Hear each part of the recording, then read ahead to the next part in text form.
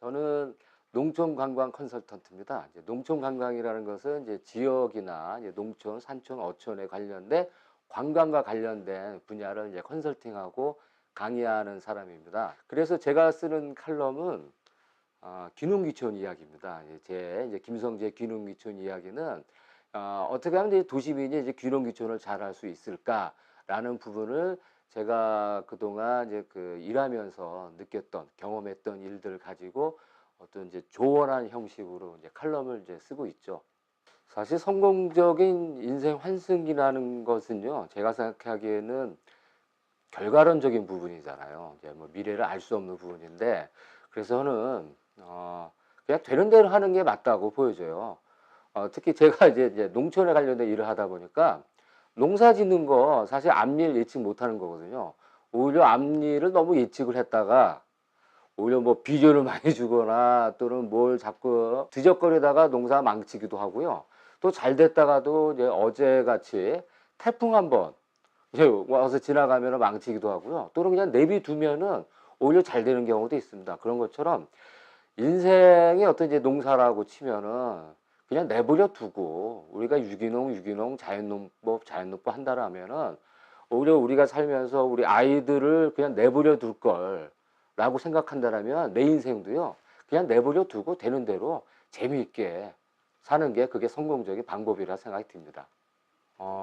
여러 가지 글을 썼는데 가장 관심이 이제 좀 받은 거는 역시 그 돈 얘기 나오면 지원금이라든가 뭐 이런 이제 금액정이 나온 거면은 이제 관심이 있는데 제 개인적으로는요, 어떻게 하면 재미있게 살 수 있을까? 이제 여가라든가 그런 이제 엔터테인먼트라는 글을 쓴 적이 있어요. 이제 제목을 이제 컨츄리테인먼트라고 이제 불렀는데 그걸 보고 저도 기분이 좋았던 거는 역시 사는 건 어떻게 인생을 즐기고 행복하게 사느냐라는 거잖아요. 특히 인생의 이제 후반기에서는.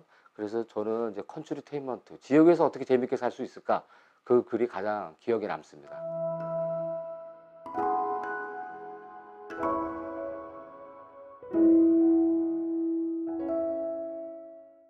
네, 안녕하세요. 박혜은입니다. 저는 지금 더 올해에서 관계에 관한 글을 쓰고 있고요. 아무래도 이제 제가 강연 현장이나 방송에서 많은 이제 50대 중후반의 남성분들을 특히 좀 많이 만나게 되는데 그분들도 갑자기 훅 내 인생이 길어졌다는 거, 그리고 남은 인생이 뭔가를 새롭게 해야 된다는 것에 대해서 공감을 하고 있거든요. 그중에서 가장 중요한 게 다시 신혼으로 돌아올 만큼 둘만 남은 부부 사이의 관계인 것 같아요. 그래서 저는 관계에 대한 글을 더 올해에서 남기고 있는 박혜은입니다. 성공적인 인생 환승을 위해서는 나도 내 감정에 솔직해질 수 있다라는 자신감이 필요합니다. 제가 현장에서 만나다 보면은 뭔가 남은 인생을 더 행복하게 잘 살기 위해서 바뀌어야 돼 혹은 옛날의 감정을 찾아야 돼 이런 생각에는 공감을 하는데요. 그 공감을 직접 집에 가셔서 내 남편, 내 아내와 함께 얘기를 하셔야 되거든요. 근데 밖에 나와서 다른 사람에게는 내가 바뀌어야 돼, 뭔가 좀 더 좋아져야 돼 이런 생각을 하면서 정작 집에 가셔서는 내 아내나 남편에게는 내 속에 있는 감정을 잘 얘기 안 하시는 경우들이 많은 것 같아요. 그래서 바뀌어야 될 것은 남한테 가서 지금의 내 고민을 말하는 게 아니라 아직 오랜 세월을 돌아왔기 때문에 다시 예전의 감정으로 돌아가서 그런 어떤 둘만의 상태에서 얘기를 하는 게 처음부터 쉽지는 않겠지만 고민을 서로가 서로에게 얘기하고 좋아지고자 하는 내 마음을 상대에게 얘기하지 괜히 친구한테 오늘 상담을 받으러 가서 이런 제3자에게 얘기해서는 절대 관계가 좋아질 수 없거든요. 그래서 나도 바뀔 수 있다, 좋아질 수 있다 이런 희망을 버리시지 말고 내 아내와 내 남편에게 지금의 감정을 솔직하게 한번 털어놓는 연습을 하시는 게 굉장히 중요한 것 같습니다. 제가 썼던 글 중에 이제 개인적으로 메시지를 많이 받았던 글이 있는데 가짜 감정 중독에 관한 글을 제가 썼던 적이 있어요.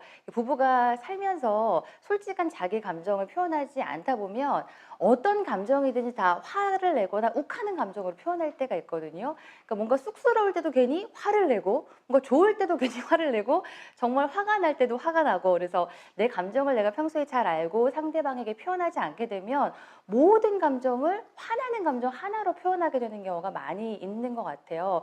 그래서는 관계가 절대로 좋아질 수가 없거든요. 그래서 부부가 서로 뭔가 좀 '남은 인생을 잘 보내고 싶다.'라는 생각이 드는데 조금 어렵다 이럴 때는 부끄러워하시지 말고 누군가의 도움을 함께 받아보려는 노력을 하는 것, 그리고 혹시 내가 필요 이상으로 너무 상대방에게 욱 화를 내는 경우가 많지 않을까라는 걸 좀 돌아볼 필요가 있지 않을까라는 생각이 듭니다.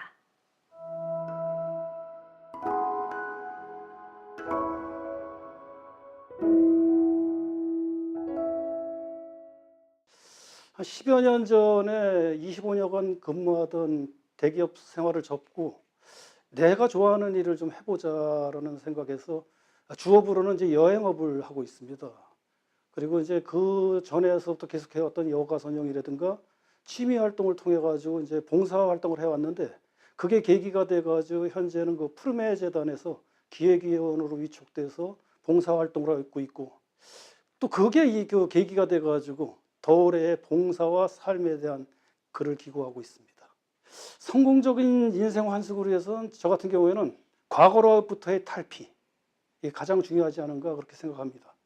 과거 제 생활을 놓고 보니까 그 남의 평가, 남의 비교, 남은 나를 어떻게 생각할까, 여기에 연연한 삶이 아니었나.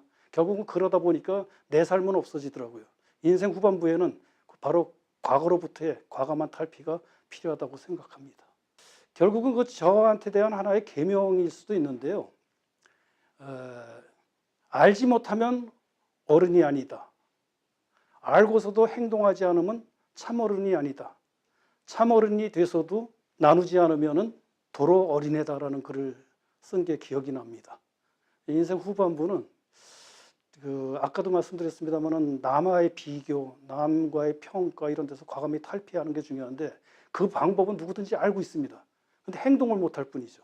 행동을 하려는 것까지는 좋은데 그게 자기한테만 국한되다 보면 결국은 또 과거로 돌아가는데, 그러기 위해서는 베풀어야 한다. 베풀어야 참다운 삶이 되지 않는가. 그런 측면에서 쓴 글이 생각납니다.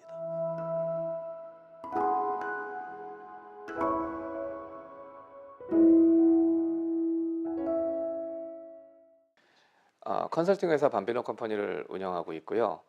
더올해에서 소탈한 사람들의 소박한 성공 스토리를 인터뷰해서 이상원의 소소 리더십을 연재하고 있습니다. 성공적인 인생 환승을 위해서는 무엇보다도 건강한 몸이 필요합니다. 왜냐하면 꿈이나 도전, 열정, 이 모든 것들도 결국은 건강한 몸이 해내는 거거든요. 저도 90kg 넘는 비만에서 20kg 넘게 다이어트에 성공하고 난 뒤에 인생의 변화가 시작이 됐었습니다. 10번째 칼럼이었는데요. 그 베이커리 모또의 안지혜 대표를 인터뷰했던 글입니다.